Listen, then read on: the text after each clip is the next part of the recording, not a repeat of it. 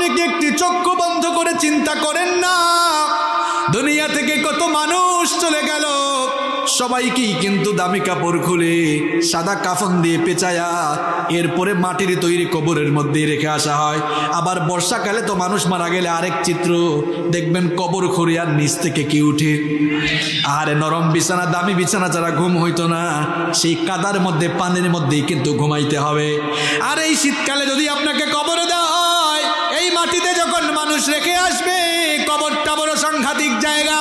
একা থাকবেন, সাথী থাকবে না, বাতি থাকবে না, স্ত্রী নাই, সন্তান নাই, ছেলে মেয়ে নাই, কেউ নাই। যাদেরকে তো আদর দিয়েছেন, মহব্বত করেছেন, তারাই কিন্তু খাটিয়ায় বহন করে কবরে রেখে আসবে। মাঝে মাঝে কেউ মারা গেলে আপনি মাঝে মাঝে কবরে নেমে তারপর লাশ শোয়ায়েন, তাহলে দেখবেন হেদায়েতের নূর হয়তো অন্তরে আসতে পারে।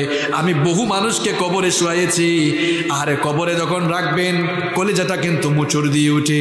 কি সাংঘাতিক জায়গা, ডানে বামে সব দিকে পিঁপড়া পোকামাকড়। কবরে রেখে দেওয়ার পরে যখন উপরে বাঁশের ছাউনি দিয়ে দেওয়া হয়, তারপরে যখন আস্তে আস্তে মাটি দেওয়া শুরু হয়, কবরের অন্ধকার বাড়তে থাকে না কমতে থাকে। কবরটা কিন্তু বড় সাংঘাতিক জায়গা, ওই কবরকে ভয় করুন। মানুষের উপরে আর অবিচার করবেন না, জুলুম করবেন না। যদি আপনি জুলুম করেন, নবীজি বলেছেন ইত্তাকুজ জুলম, জুলুম থেকে বিরত হও, ফা ইন্নাজ জুলমা যুলুমাতুন ইয়াউমাল কিয়ামা। জুলুমের পরিণাম কিন্তু ভয়াবহ অন্ধকার হবে বলেছেন মুহাম্মদ সাল্লাল্লাহু আলাইহি ওয়াসাল্লাম। কবরটা এমনি অন্ধকার, কবরে কিন্তু বাতি নাই, সাথী নাই।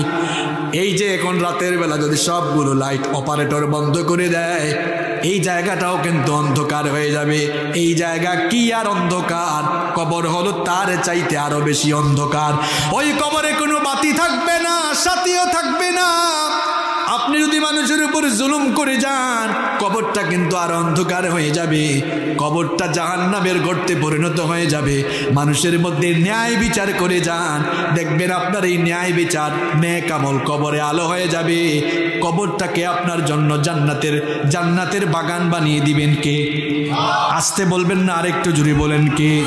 এই জন্য আমরা মানুষের উপরে কখনো অবিচার করব, ন্যায়ের পথে চলবো, হক কথা বলবো। হক কথা এখন আমরা অনেক হুজুররাই বলতে পারি না। এক হুজুর চাকরি পাইছে নতুন মসজিদে, ঘটনা কি বলবো। এখন হুজুর খুব সুন্দর নোট করেছে, সুদের বিরুদ্ধে ওয়াজ করবে। সুদের বিরুদ্ধে ওয়াজ শুরু করছে, কিছুক্ষণ পর সভাপতি কাশি দিছে। হুজুর বুঝছে ওয়াজ কিন্তু কমন পড়ে গেছে, এখানে আর সুদের ওয়াজ হবে। শুরু করছে আবার সুদের ওয়াজ বদলাইয়া ঘুষের ওয়াজ। এবার সেক্রেটারি কাশি মারছে। হুজুর বুঝছে এই ওয়াজটাও কিন্তু কমন পড়ছে। এবার ঘুষের ওয়াজ বাদ দিয়া কয় আজকে চাঁদাবাজির ওয়াজ করবো, শুরু করছে চাঁদাবাজির ওয়াজ। কিছুক্ষণ পর কেশিয়ার বলে, এখানেও দেখি উহু উহু শুরু হয়েছে, এরকম কাশি শুরু হয়েছে। হুজুর বলে ওয়া আখির দাওয়ানা আলহামদুলিল্লাহ রাব্বিল। এরকম অনেকে মসজিদ কমিটির লোকের ভয়ে হক কথা বলেন, আছে। আরে ভাই, আপনি যদি কারো ভয়ে হক কথা বলতে না পারেন, ইমামতির মতো ওই সম্মানের জায়গায় ছেড়ে দিয়ে আপনি মাটি খেটে ভাত খান, এটা আপনার জন্য সম্মানের হবে। আর রাসূলুল্লাহর মিম্বরে বসেছেন, এখানে আপনি কাউকে পরোয়া করে নয়, হক কথা আপনাকে বলতেই হবে। হকের পক্ষে আপনাকে থাকতে হবে, ন্যায়ের পথে চলবেন, ন্যায় কথা বলবেন, এটাই হচ্ছে নবীজির চরিত্র। কষ্ট হচ্ছে আপনাদের। নাম্বার 5, আমার নবীর 5 নাম্বার চারিত্রিক গুণাবলী বলছি। আমার নবী ছিলেন একজন বিনয়ী মানুষ। তিনি কষ্ট পেয়েছেন কিন্তু জীবনে কাউকে কষ্ট দেন, দুঃখ পেয়েছেন কিন্তু কাউকে কখনো দুঃখ দেন। মানুষের সঙ্গে সুন্দর ভাষায় কথা বলতেন, সুন্দর আচরণ করতেন। এখন আমরা দেখা যায় কর্কশ ভাষায় মানুষের সঙ্গে কথা বলি, আঘাত দিয়ে কথা বলি, প্রতিবেশীর হক আমরা নষ্ট করি। নবীজি প্রতিবেশীর কাছ থেকে কষ্ট পেয়েছেন কিন্তু প্রতিবেশীকে কষ্ট দেন। আমরা এখন প্রতিবেশীর কথা বাদ দিলাম, আমরা সন্তান হয়ে নিজের মা বাবার উপরে অনেক সময় জুলুম করে বসি। অথচ আমার নবীর চরিত্রটা কেমন ছিল শুনেন। নবীজি তো জন্মের আগেই বাবা হারিয়েছেন, 6 বছর বয়সে মাকেও হারিয়ে ফেলেছেন। নবীজির দুধমা হালিমাতুস সাদিয়ার প্রতি নবীজির কত সম্মান ছিল শুনেন। নবীজি একবার সাহাবীদের সঙ্গে এক জায়গায় মাংস বন্টন করছেন, ঠিক সেই সময় একজন বৃদ্ধা মহিলা নবীজির দিকে আসতেছেন দেখে নবীজি ওই মহিলাকে রিসিভ করার জন্য এগিয়ে গেলেন। ওই মহিলা বসার জন্য এবার নবীজি তার শাল তার চাদর মোবারক খুলে বিছিয়ে দিলেন। এই কাণ্ড দেখে সাহাবারা অবাক হয়ে গেলেন। এ কোন ব্যক্তি আসলো যার জন্য নবীজি নিজে তার চাদর মোবারক বিছায়া দিলেন। নবীজি কথোপকথন শেষ করে আসার পর সাহাবীরা জানতে চাইলেন, ওগো আল্লাহর নবী, বুঝলাম না কার সম্মানে নবীজি এগিয়ে গেলেন, আবার কার সম্মানে নবীজি তার চাদর মোবারক বসার জন্য বিছিয়ে দিলেন। নবীজি বললেন, সাহাবীরা, যার জন্য এগিয়ে গেলাম আর যার জন্য চাদর বিছিয়ে দিলাম সে দুনিয়ার সাধারণ কোনো মানুষ নয়। আমি তো দুনিয়াতে আসার পরে আমার মায়ের কোলে কাকে চড়ে বড় হওয়ার কিসমত বেশি দিন হয় নাই। যেই মহিলার কোলে কাকে চড়ে আর যেই মহিলার দুধ পান করে আমি বেড়ে উঠেছি, ইনি হচ্ছেন আমার দুধমা হালিমাতুস সাদিয়া। সুবহানাল্লাহ। তো নবীজি তার দুধ মায়ের সাথে এমন সম্মানজনক আচরণ করেছেন, আর আপনি আপনার আপন মায়ের খোঁজ খবর নেন না। ছোট্টবেলার সেই কাহিনী ভুলে গিয়েছেন আপনি। আপনার যখন সামান্য একটু জ্বর হতো, আপনার মা আপনার বাবাকে জানাতো, আপনার ছেলের জ্বর হয়েছে, তাড়াতাড়ি হসপিটালে নিয়ে যান। আরে আপনার বাবা টাকা পয়সা না থাকলেও মানুষের কাছ থেকে ধার করে এনে আপনার চিকিৎসা কিন্তু ঠিক মতো করিয়েছে। আপনি এই অবস্থা ভুলে গিয়েছেন। আজ আপনার বাবা বুড়া মানুষ, অসুস্থ অবস্থায় বিছানায় পড়ে আছে, আপনি ঠিক মতো চিকিৎসা করান না। আপনার মা বুড়ি মানুষ, অসুস্থ, চিকিৎসা করান না। ছোটবেলার সব কথা আপনি ভুলে গিয়েছেন, এমন মুখ খারাপ হয়েছেন। নবীজি বলেছেন, মা বাবার সঙ্গে খেদমত, মা বাবার সঙ্গে উত্তম আচরণ করো, তাদের খেদমত করো। মা বাবার সন্তুষ্টিতে আল্লাহ সন্তুষ্ট, মা বাবার অসন্তুষ্টিতে অসন্তুষ্ট কে? নবীজি বলেছেন, হুমা জান্নাতুকা হুমা নারুকা। এই মা বাবা তোমার জন্য জান্নাত, আবার মা বাবা তোমার জন্য জাহান্নাম। খবরদার আমার যুবক ভাইরা, মা বাবাকে কখনো কষ্ট দিও না। রাগ করে গলা মোটা করে চিরকি দিয়ে কথা বলো না, বরং আল্লাহ বলছেন, ওয়া কুল লাহুমা কওলান কারীমা। তোমার মা বাবার সাথে সম্মানজনক ভাষায়, ভদ্র ভাষায়, বিনয়ের সঙ্গে কথা বলো। আদেশটা কার? মা বাবার সঙ্গে ভাষা নরম করে, কণ্ঠ নরম করে কথা বলবেন। চোখ মোটা করে কথা বলবেন না, মাথা নিচু করে সুন্দর করে কথা বলবেন, ভদ্র ভাষায় কথা বলবেন।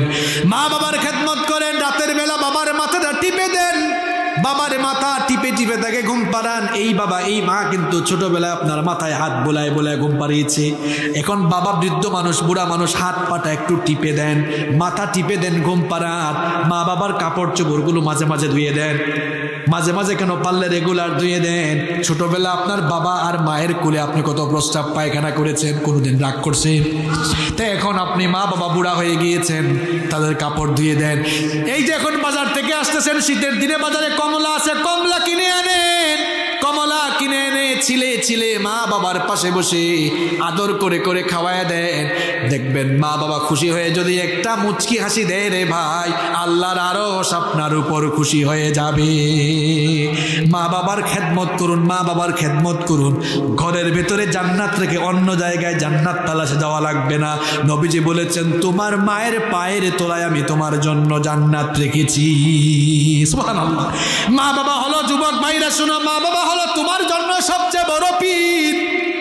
এর চাইতে বড় পীর তোমার জন্য আর নাই। তুমি যে পিসাবের কাছে মুরিদ হইছ, ওই পিসাবের দোয়া তোমার জন্য কবুল হইতেও পারে, নাও হইতে পারে, 50-50। কিন্তু তিনজন দোয়া করলে আল্লাহ ফিরাইয়া দেন না। এক নাম্বার হচ্ছে মুসাফির, মুসাফিরের দোয়া ফিরাইয়া দেন না কে? দুই নাম্বার হচ্ছে মজলুম, মজলুমের দোয়াও ফিরাইয়া দেন না কে? তিন নাম্বার মা বাপরে খুশি করেন। মা বাপ যদি খুশি হয়ে একটা দিন হাত তুলে দেয়, দুনিয়া আখিরাত আপনার উজালা হয়ে যাবে। সন্তানের জন্য মা বাপ যখন আল্লাহর কাছে হাত তুলে, ওই হাত আল্লাহ খালি হাতে ফিরাইয়া দেন না। দুনিয়ায় সম্মান চান, আখিরাতে নাজাত চান, মা বাবার খেদমত করেন, মা বাবার খেদমত করেন, মা বাবার খেদমত করেন। তাদের চেয়ে বড় ওলি আপনার জন্য আর কেউ নাই, ঠিক কি না? পৃথিবীর যে কোনো দেশের, যে কোনো প্রান্তের, যে কোনো জায়গার মানুষই আপনি হন না কেন, নবীজিকে যদি আপনি ভালো না বাসেন, অনুসরণ অনুকরণ না করেন, নবীজিকে যদি আপনার জীবনে আপনি পরিপূর্ণভাবে মেনে না চলেন, দুনিয়াও যাবে আখিরাতও যাবে। এই জন্য রব্বুল আলামিন কোরআনে কারীমে বললেন, কুল আতিউল্লাহা ওয়ার রাসূল ফাইন তাওয়াল্লাউ ফাইন্নাল্লাহা লা ইউহিব্বুল কাফিরিন।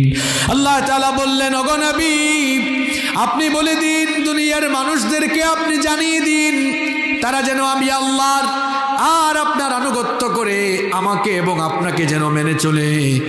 যারা আমি আল্লাহ এবং আপনার আনুগত্য করবে না,